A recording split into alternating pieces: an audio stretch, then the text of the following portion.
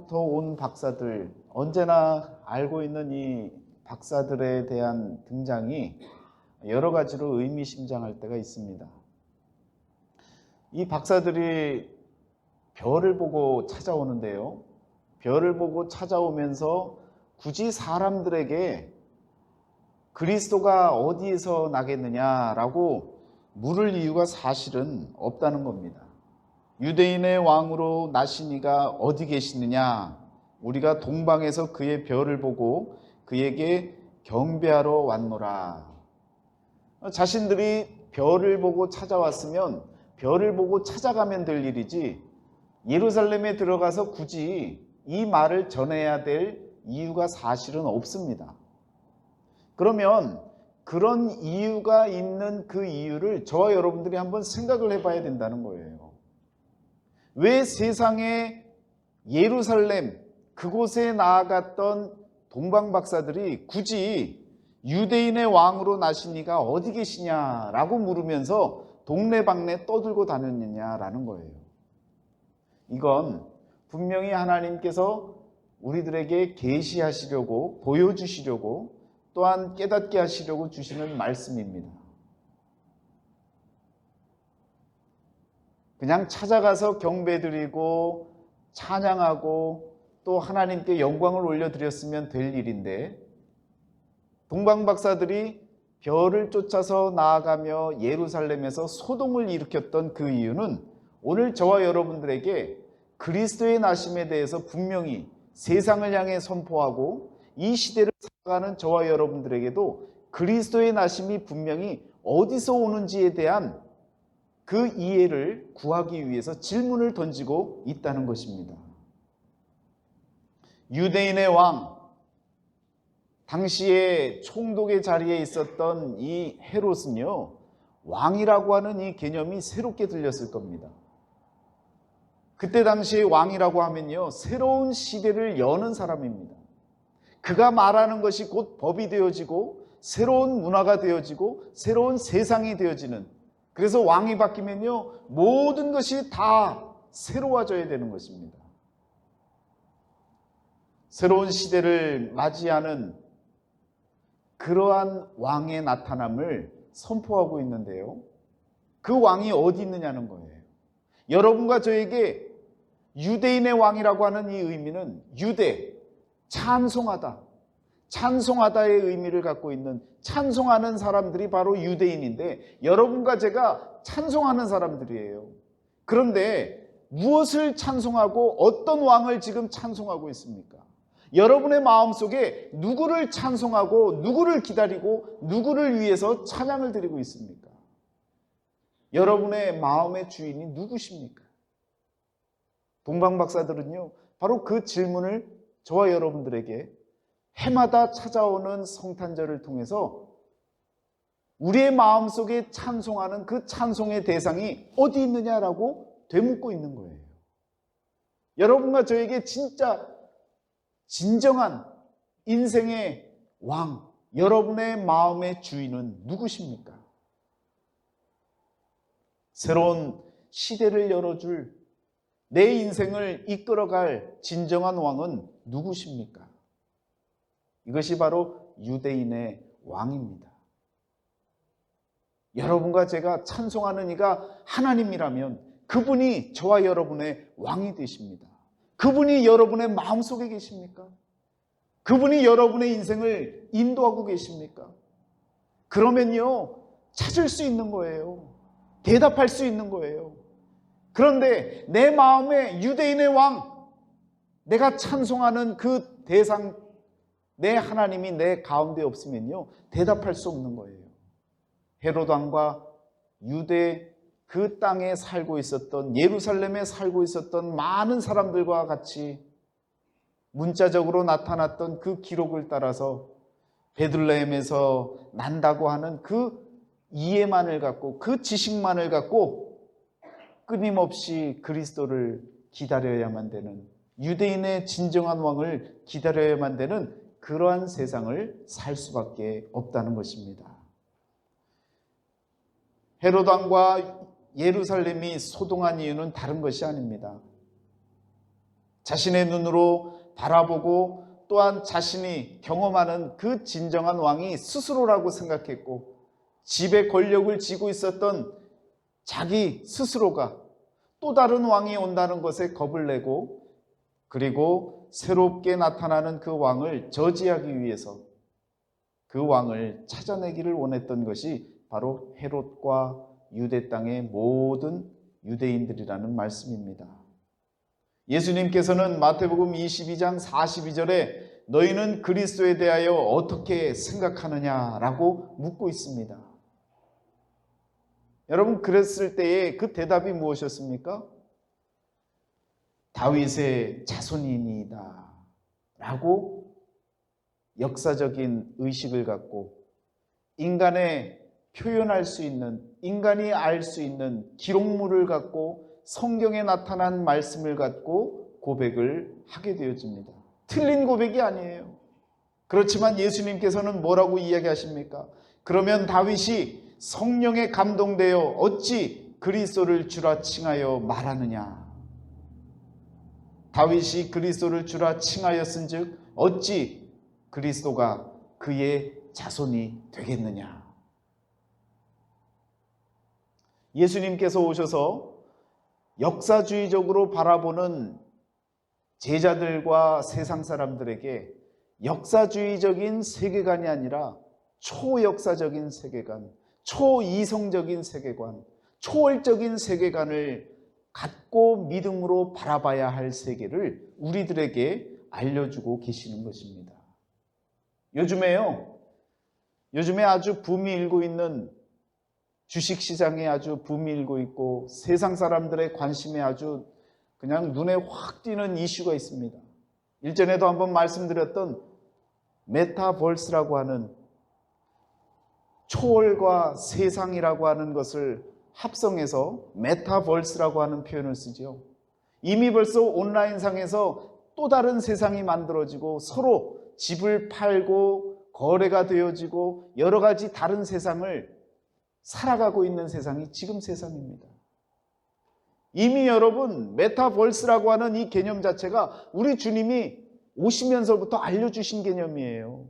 이 세상이 아닌 또 다른 세계를 저와 여러분들에게 알려주신 거예요. 그 세계가 어떤 세계입니까? 하나님과 함께하는 세계, 역사주의적인 세계관을 넘어서서 언약적인 세계관을 통해서 하나님이 약속하시고 하나님이 이루어 나가시고 하나님께서 역사하시는 이 세상 한가운데에서의 하나님의 세상을 저와 여러분들에게 이미 2000년 전서부터 예수님이 오시면서부터 분명하게 우리들에게 알려주고 계셨다라는 것입니다. 오늘 말씀해 보니까 헤롯 왕이 너무 마음이 급해집니다. 그래서 왕이 모든 대제사장과 백성의 서기관들을 모아서 그리스도가 어디서 나겠느냐라고 이렇게 물었을 때에 유대 베들레헴이오니 이는 선지자로 이렇게 기록된 바 하면서 미가서 5장 2절 말씀을 인용해서 베들레헴이라고 지적을 하고 그곳에서 그리스도가 날 것을 답변을 합니다. 자, 그런데요, 여러분, 미가서 5장 2절 말씀에 베들레헴 에브라다야 너는 유다 족속 중에 작을지라도 이스라엘을 다스릴 자가 내게로 나올 것이라. 그의 근본은 상고의 태초에니라 라고 하는 말씀이 적혀져 있어요. 그런데 잘 보시면 지금 마태복음에서 왕이 유대 대제사장과 백성의 서기관들에게 물었을 때요, 답변하는 그 내용을 보면 어디에까지의 말씀만을 인용을 하고 있느냐면 미가서 5장 2절 말씀 가운데에 베들레헴 에브라다야 너는 유다 족속 중에 작을지라도 이스라엘을 다스릴 자가 내게로 나올 것이다. 여기까지만을 인용하고 있다는 거예요. 그런데 미가서 5장 2절에는요, 그의 근본은 상고의 태초에니라. 이 말씀이 있는 거예요. 그런데 그 말씀은 빼버렸어요. 왜? 자신들이 받아들일 수 없는 태초에 관한 역사주의적인 세계관을 갖고는 알 수 없는 또 다른 세계를 말하는 것은요, 말씀에서 빼버린 거예요. 그리고는 우리에게 찾아오실 그분은 바로 베들레헴, 에브라다라고 하는 그 지역만을 지적하고 그곳에서만 나타날 것에 대해서 대제사장도요 그렇게 표현하고 있다는 겁니다. 여러분, 이것이 중요한 사실입니다. 아무리 성경 말씀을 많이 알면 뭐합니까? 하나님의 말씀을 가감해서는 안 됩니다. 빼도 안 되고요, 더해서도 안 되는데, 지금 대제사장은요 이 이름을 어떻게 하고 있어요? 이 말씀을 빼고 있는 거예요. 무엇을 뺐습니까? 베들레헴에 나오실 그분은 태초부터 계신 분이다라고 하는 그 사실을 빼버린 거예요. 하나님이시라는 것을 빼버린 거예요. 왜? 자신들의 세상, 자신들의 세계관 안에서는요, 태초에 계시는 그 하나님이 이 세상에 나타날 것에 대한 것을 이해할 수가 없거든요. 그것에 대해서 왕에게 말할 수가 없었던 거예요. 대제사장이 미가서 5장 2절 말씀을 몰랐겠습니까? 그때는요, 성경을 처음부터 끝까지 다 외우는 사람들이었어요. 그런데 왜 이 부분을 뺐느냐는 거예요. 여러분과 제가 신앙생활하면서 우리의 세계관을 갖고 세상을 살잖아요. 그러면 하나님의 말씀을 받아들이다가도 동정녀 마리아가 성령으로 잉태되어라고 하는 부분이 나오면 그냥 빼버리는 거예요. 성령으로 잉태되었다라고 하는 이런 부분, 초역사적인 부분들이 나오면 그냥 넘어가는 거예요. 태초에 하나님이 천지를 창조하시니라라고 하면 하나님이 창조하신 것은 아는데 태초에라고 하는 이 부분이 별로 와닿지가 않는 거예요. 저도 이 말씀을 다시금 보고 또 보면서 놀랐습니다. 대제사장의 눈에, 그의 눈에 미가서 5장 2절 말씀 전부가 다 읽혀지고 기억났을 텐데, 그가 인용했던 부분은 역사주의적으로 바라볼 수 있는 세계관 안에서만 표현할 수 있는 베들레헴 땅이라고 하는 그 땅만을 소개할 뿐, 그가 오실 그분이 태초부터 계셨다라는 그분이라고 소개하지 않고 있다라는 사실을 여러분 말씀을 통해 다시 한번 깨닫게 되어집니다. 여러분과 저에게 하나님의 말씀이 온전하게 다 믿어질 수 있는 그런 믿음의 삶이 되어지시기를 축원합니다. 유대인의 왕으로 나시니가 어디 계시느냐라고 물었을 때에 베들레헴에서 나셨습니다라고 하는 것, 그 대답뿐만 아니라 그는 그의 상고에 태초에 붙어있니라 라고 하는 이 고백까지, 태초부터 계셨던 그분이 베들레헴으로 나타나셨습니다라고 하는 이 고백까지가 흘러나와야 진정한 고백이 되어지고요, 우리의 역사 의식, 그 의식을 넘어서는 초역사주의적 세계관을 갖고 고백할 수 있는 언약적 세계관, 하나님이 이 세상을 만드셨기에 하나님께 진정으로 고백할 수 있는 믿음의 고백이 되어지는 줄 믿습니다. 여러분, 그 고백을 우리 하나님이 기다리시는 거예요. 그 고백이 우리에게 일어날 때에, 성경 모든 말씀이 믿어질 때에 주는 그리스도시요 살아계신 하나님의 아들이십니다라고 하는 이 고백이 우리의 입술을 통해 일어나는 줄 믿습니다. 성탄절은요, 우리 예수님이 오신 것을 기뻐하는 날, 그것을 넘어서서 이제는 성숙한 믿음으로 말씀을 바르게 바라볼 수 있는 새로운 세계관을 받아들일 수 있고, 진정한 왕이 나에게 누구인지를 고백할 수 있고, 그리고 그분은 언약을 통해서 이스라엘의 목자다라고 하는 그 사실까지도 기억할 수 있는, 고백되어질 수 있는 그런 성탄일이 되어져야 될 줄 믿습니다. 여러분, 이 목자가 나시겠다라고 하는 이 말씀은요, 창세기서부터 나타나는 말씀입니다.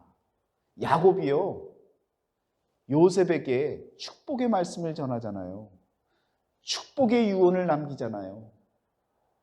요셉에게 있었던 두 아들을 자신의 아들로 입적을 시킵니다. 그리고는요, 요셉에게 앞으로 나는 모든 자식이 아주 풍성할 텐데 그 모든 자식이 다 너의 것이다라고 그렇게 축복을 해줍니다. 그런데 성경에서는 더 이상 요셉의 자녀가 나타나지 않습니다. 하나님께서 야곱을 통해 언약의 말씀을 주셨는데 그것이 절대로 거짓이 되어져서는 안 되는 것입니다. 야곱이 요셉에게 이렇게 축복의 말씀을 전합니다. 요셉의 활이 도리어 견강하며 그의 팔이 힘이 있으니 야곱의 전능자의 손을 힘입음이라. 그로부터 이스라엘의 반석인 목자가 나도다. 이것이 창세기 49장 24절에 나타나는 말씀입니다. 여러분, 야곱의 전능자의 손을 힘입음이니라. 이것도 바로 초월적인 역사적인 세계관을 갖고는 바라볼 수 없는, 고백할 수 없는 고백이라는 거예요. 야곱의 전능자는 하나님이십니다. 하나님의 손에 힘입은 요셉을 통해서 이스라엘의 반석인 목자가 날 것이라는 거예요. 그 역사가 바로 2000년 전에 예수 그리스도를 통해 이 세상에 오신 바로 그 그리스도가 하나님의 손에 힘입어 이 세상에 나타나신 그리스도인 줄 믿습니다. 이것이 바로 하나님의 능력인 거예요. 이것이 창세기 때부터 언약의 말씀으로 우리에게 주어진 하나님의 언약이고 또한 성취되어진 말씀이다라는 것입니다. 여러분과 저에게 창세기서부터 언약이 되어졌던 예수 그리스도, 약속되었던 그분이 2000년 전에 이스라엘의 목자로 이 땅에 오셨다라는 이 사실이 믿어질 때에 우리는요, 더 이상 역사적인 세계관을 갖고 사는 사람들이 아니라 초역사적인 세계관, 초이성적인 세계관, 언약의 세계관, 하나님께서 이 세상을 만드신 것을 고백할 수 있는 믿음의 삶으로 살아가는 저와 여러분이 되어지는 줄 믿습니다. 여러분과 저에게 이와 같은 우리 주님이 오신 사실, 언약을 통해 나타나신 주님이라고 하는 이 고백이 우리의 고백이 되어질 때에 여러분과 저에게는요, 정말 이 성탄일이 너무너무 감사하고 의미가 있고 또한 새로운 세계관으로 이 세상을 바라볼 수 있는 영안의 눈이 저와 여러분들에게 열려지는 줄 믿습니다. 여러분, 오늘 이 고백, 정말 이스라엘의 목자라고 하는 이 고백, 그러면 이스라엘은 무엇이겠습니까? 양들입니다. 저와 여러분들이 하나님을 찬양하는 사람들, 비유적으로 말씀드리면 양들입니다. 이 양들을 우리 하나님께서는 목자를 통해 이끌어 나아가십니다. 목자 되신 예수 그리스도, 그분이 오셔서 저와 여러분들을 지팡이로, 막대기로 인도하시고 안위하시는, 보호하시는 그 은혜를 날마다 누리며 살아가시는 저와 여러분이 되시기를 주의 이름으로 축원합니다. 눈에만 보이는 베들레헴, 그것에만 관심을 가졌던 대제사장과 서기관과 유대인들, 말씀 속에서 믿어지는 것만 믿고 반쪽 신앙으로 살았던 저와 여러분들, 차이가 나질 않는 거예요. 이제는 믿어지지 않는 모든 말씀들이 믿어지는 역사, 하나님께서 주시는 은혜를 통해 고백할 수 있는 온전한 믿음의 고백으로 나아갈 수 있는 저와 여러분이 되시기를 다시 한번 축원합니다. 내가 그를 보아도 이때의 일이 아니며 내가 그를 바라보아도 가까운 일이 아니로다. 한 별이 야곱에게서 나오며 한 홀이 이스라엘에게서 일어나서 모압을 이 편에서 저 편까지 파하고 또 소동하는 자식들을 다 멸하리로다. 야곱을 통해서 나타날 한 홀, 그리고 이스라엘에게서 일어날 한 사람을 모세 시대 때에도 예언의 말씀을 통해 주셨는데, 여러분, 이때의 일이 아니라는 거예요. 야곱의 때에 그 야곱을 통해 일어날 그 한 홀이 모세의 고백을 통해서 뭐라고 이야기합니까? 이때의 일이 아니라는 거예요. 나중에 일어날 일이라는 거예요. 그러면서 하는 말씀이 뭡니까? 모든 것을 다 파하고 소동하는 자식들을 다 멸하리라 라고 말씀하고 있습니다. 오늘 본문 말씀에 보니까 헤롯 왕과 모든 예루살렘이 어떤지라? 소동한지라. 소동하는 모든 자들을 어떻게 하시는 거예요? 멸하시는 거예요. 그리스도가 어디 있느냐라고 이야기할 때 내 마음에 있습니다. 하나님이 함께 하십니다. 하나님이 보내주십니다 라고 하는 이런 고백이 없는 소동하는 모든 세상의 주인들, 내 자신의 주인들, 왕노릇하는 모든 소동하는 자들을 우리 주님께서, 우리 하나님께서 멸하시겠다고 말씀하고 계십니다. 여러분과 제가 내 인생에 내 마음에 왕이 되어지고 주인이 되어지고 그리고 주인 행세를 하고 살아간다면 우리 주님이 다시 오는 그날에는요, 소동하는 자식들을 다 멸한다고 말씀하고 계십니다. 여러분, 소동하는 자가 아니라 하나님이 오심을 기뻐하고 찬양하는 자로, 유대인의 왕으로, 참된 왕으로 우리 그리스도를 받아들이시는 저와 여러분들이 다 되어지시기를 주의 이름으로 축원합니다. 함께 기도하시겠습니다.